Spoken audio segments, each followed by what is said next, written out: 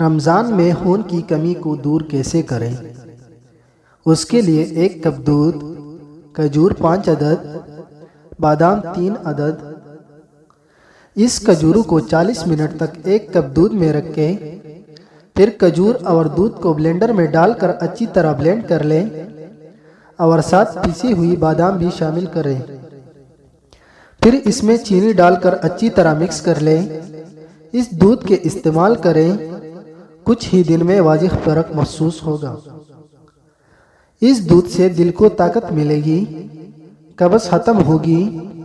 یہ دودھ کمزور اور دبلے پتلے افراد کے لیے بہت مفید ہے، دماغی کمزوری کو دور کرتا ہے، سر درد اور سر چکرانے سے نجات دلاتا ہے۔